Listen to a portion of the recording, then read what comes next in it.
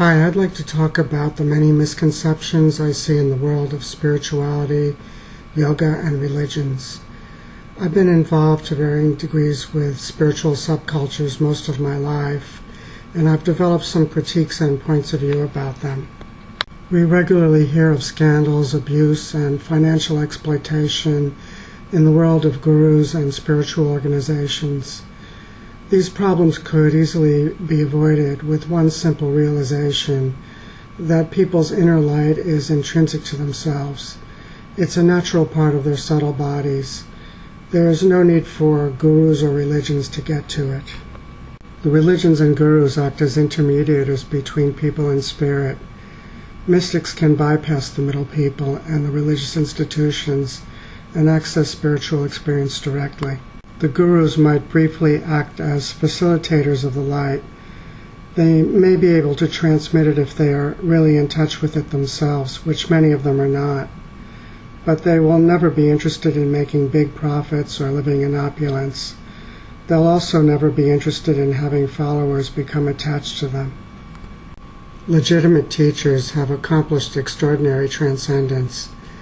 Many who are now considered teachers have accomplished no transcendence at all, but have the same attachments and hang-ups as most people.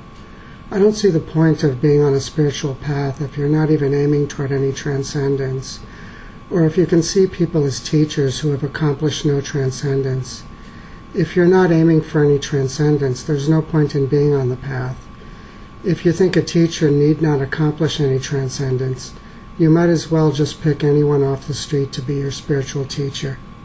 But to try to get to your own spirit through another person or through a religion is not the esoteric way. The esoteric way is to know your own inner light through yourself. The traditional guru-disciple relationship was close and personal, not an economic relationship of sellers to buyers, and not a relationship of a stage performer to a mass audience.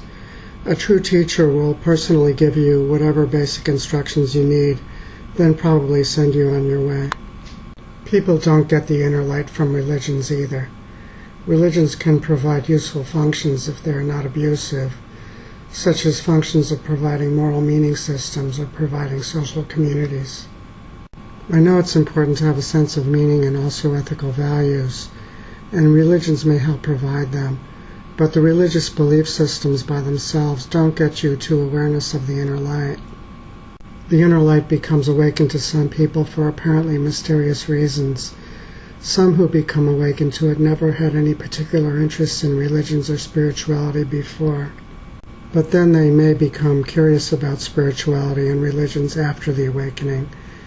This is true of cosmic consciousness as well, which some call samadhi or mystical ecstasy, and which is related to the inner light. Sometimes awakening to inner light emerges after the mystical ecstasy. There are other subtle body phenomena that rise to awareness along with the inner light, such as the field or a halo around the light consisting of many colors. I understand the longing people have to realize the ecstasy in light, and their longing leads them frequently to become entrapped in oppressive religions and in the guru organizations.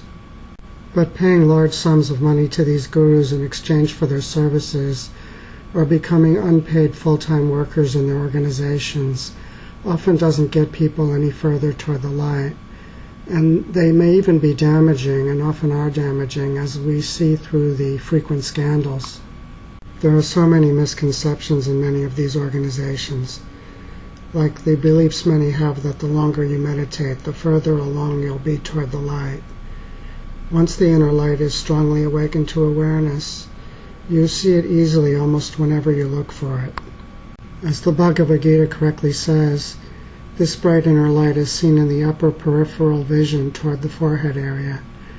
There's no needs at all to even focus your physical eyes in an upward direction, because the light is not even seen with the physical eyes, and certainly no needs to strain to see it at all either. The light is seen with the inner eye of spirit, not with the physical eyes. It's the inner eye of spirit easily seeing itself. There are so many wrong teachings about this. I know some of the teachings are mistaken not only because of what the Gita says, but because I see the proof of it every time I close my eyes and look for the light. I never have to move my physical eyes at all. You direct your mental attention to the forehead area, but not the physical eyes. Buddhism actually gets this particular detail right in its art. You'll notice that the Buddha's eyes are not aimed or strained upward. The light can be easily seen without moving the physical eyes at all. There are many other misconceptions in the spiritual subcultures, such as in those who seem to think that you'll advance by constantly repeating to yourself and others slogans such as "all is illusion" or variations on this theme. Though there may be philosophical truth to this notion, many use the notion in the same way as many use myths, as ways they make sense of the world and make a cosmos out of the chaos of subjective experience. These slogans work as positive thought affirmations for some people and work to take the edge off of some of their daily tensions. They feel a sense of temporary relief through these slogans. Many feel they have to constantly repeat these notions, but such repetition is not so interesting to those with active intelligent minds. If you have an active intelligent mind, you may find these notions to be of some philosophical interest. You may think about them for a while, then you move on to other interests. Many who seem to feel needs to constantly repeat "all is illusion" to themselves and others seem to find reality mentally disturbing, and by constantly repeating this, they can assuage their pain by constantly telling themselves that all is illusion. Many misinterpret the notion of illusion to mean non-existence and find comfort in telling themselves the beautiful world of nature that they find painful and ugly does not exist. But the concept of Maya only means illusion, not non-existence, and the concept of samsara only means continuous flow, not non-existence. Things are always changing form, but they certainly exist. All spiritual as well as material substance follows the first law of thermodynamics. Nothing is absolutely created or destroyed, but everything continuously changes its forms. But those with active, healthy minds don't find facing or seeing phenomenal reality to be disturbing, so they don't have to keep repeating or thinking about these nihilistic and reductivist affirmations, or keep telling themselves and others that things don't exist. People especially use the concepts of illusion, void, and nihilistic views of non-existence as forms of spiritual bypassing to block out and repress realities and feelings they find disturbing. In psychoanalytic terms, such forms of trying to block out or deny disturbing feelings would be called a reaction formation. In any case, the slogans and affirmations don't get people to the inner light. Neither do beliefs that you have to destroy ego. Many in the spiritual subcultures are obsessed by notions that they have to destroy ego. Ego is only problematic if it's accompanied by egoism. The idea of self in itself is just a harmless thought form. You're not going to get closer to the light by eliminating knowledge of the simple fact that you're a unique person of value with self-esteem. You should be self-aware and have self-esteem.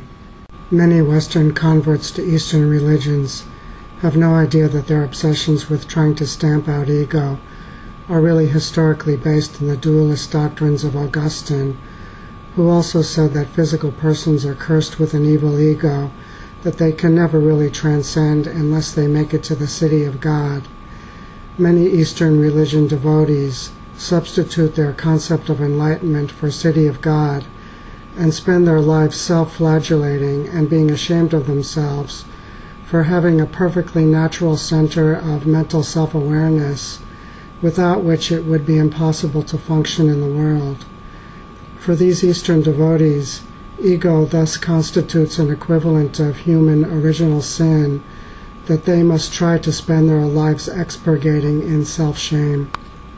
Repeated use of psychedelics or entheogens will probably not lead to a consistent connection to the inner light either.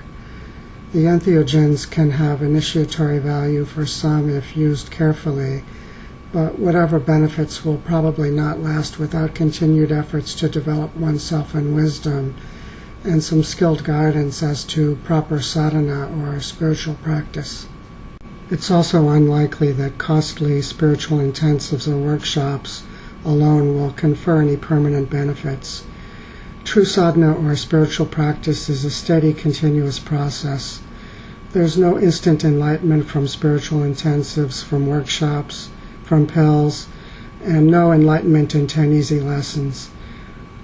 There's so many erroneous beliefs in religions and in the spiritual subcultures. What I mentioned so far is just the tip of the iceberg. Buddhism often gets a free pass from criticism, but there are also big problems in Buddhism. Though wisdom is found in Buddhism, Buddhism also has problematic core beliefs, such as its belief stated in the first two noble truths, that all nature and life is mainly kama or desire, and dukkha or the suffering resulting from desire.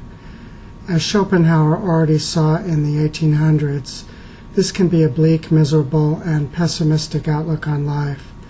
This bleak outlook emerged from the rigid caste cultures of ancient India. People then were led to believe that life has to be miserable, and the only way out is to seek some transcendent enlightenment. Like many religious beliefs, the beliefs in enlightenment function to provide suffering and oppressed mass populations with some hope. But anyone who can see through this darkened view of the world can easily see that the natural world is filled with beauty and joy. There are just periods of suffering, but for most, life can be mostly one of joy. The natural, healthy state of the human mind is to be happy and joyful. There's no need to get to a mystical state just to be a happy person. For most people, happiness would not be contingent upon getting to some transcendent, otherworldly enlightenment, but would mainly be contingent upon getting past the avarice and restless striving for unworthy goals that beleaguer so many. This would in turn depend on developing oneself in wisdom.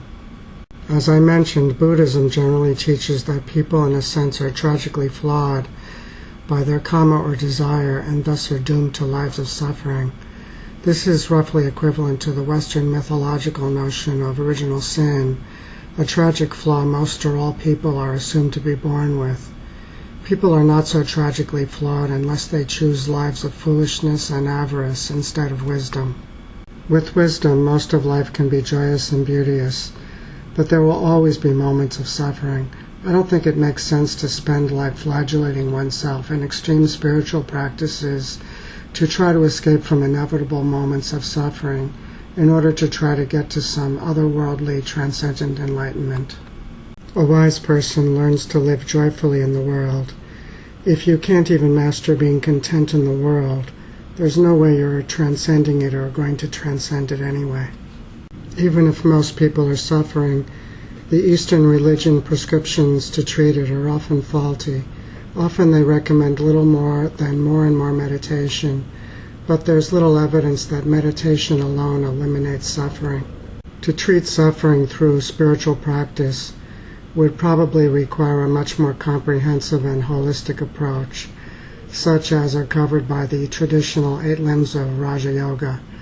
The traditional eightfold noble path of Buddhism, like the 8 limbs of yoga, covered the 3 major areas of wisdom and ethics as well as meditation.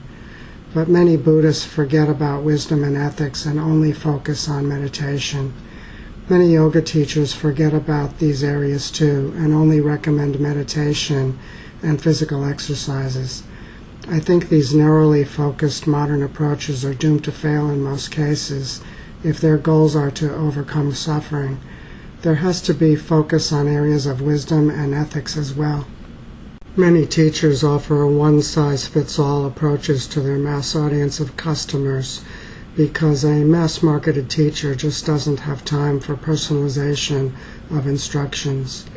But all persons are unique, and a truly comprehensive sadhana would probably have to be individually tailored for students.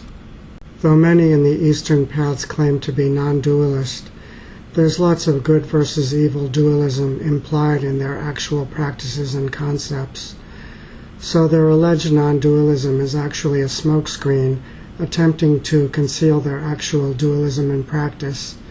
The notions that you inherently have an evil ego, or that you need to spend your life trying to escape a natural world or universe filled with suffering, couldn't be more dualist. Happiness and spiritual self-actualization can be here and now in normal, natural life. You just need to know how to live and act wisely. No needs to try to escape to some mythical moksha or otherworldly state. So the spiritual life is mainly about developing oneself in wisdom, integrity, light, and good character. It should not be about trying to escape from nature to some otherworldly enlightenment. People make their societies and cultures ones of suffering for many people, but the societies don't have to be this way. Societies can be based upon wisdom. They don't have to be based on the selfish interests of the few at the expense of the many. Some gravitate to religions and gurus because they want to be told what to think instead of discover truth for themselves. Many in the spiritual cultures actually seem to often demonize thinking. Thinking is just a normal operation of the mind, like exercises to the body. A healthy mind, like a healthy body, is exercised and doesn't fall into dormancy. Authoritarians often want submissive followers who will submit to their oppression, so they encourage followers not to think. But a truly self-actualized person learns to think for themselves. One should learn to calm one's mind through meditation and yoga sadhana, so it will function at maximum efficiency. But there is no value in letting your mind go dormant and stagnant. An unexercised mind, like an unexercised body, becomes enervated and weak. There's no value in having a weakened mind. Strong minds don't find their own minds painful to use, and don't seek laziness of mind. Strong minds are joyfully active in their constant exploration of new vistas of intellectual discovery. A strong, healthy mind doesn't find thinking at all painful, but finds it joyous and invigorating, like flying is for a bird or like running is for a deer. Your mind is part of your spiritual substance. The natural state of spirit is to be joyful. If you find the workings of your own mind to be painful, you're out of touch with your natural joy of spirit. That's something to work on. For those who know joy, the workings of the mind are joyful. I would also greatly question the assumption many seem to have that to be spiritually realized, one becomes an always calm but emotionally flat robot.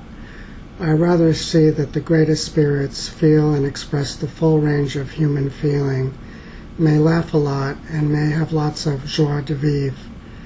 I suspect many of the emotionally flat, supposedly spiritual people are really just repressed and out of touch with their feelings. To be fully human is to feel fully, and to be in touch with feelings, not to be an emotionally flat robot. There's also no needs to feel guilty about having normal human needs. Only avaricious or excessive materialistic cravings are problematic. It's totally natural, normal, healthy, and consistent with spiritual realization to have the ordinary human needs that are, for instance, laid out by Abraham Maslow in his hierarchy of human needs, like needs for nourishment, shelter, friendship, and community. It's important to also keep in mind that within many of the Eastern religions and guru organizations, the term enlightenment really may not refer to any objective spiritual accomplishments on the part of the one who's said to be enlightened, but mainly just connotes that someone has risen high enough in the organization to be declared enlightened. Within these organizations, enlightenment often amounts to little more than a title conferred on someone by others. In sociology, this is called a social construction of identity.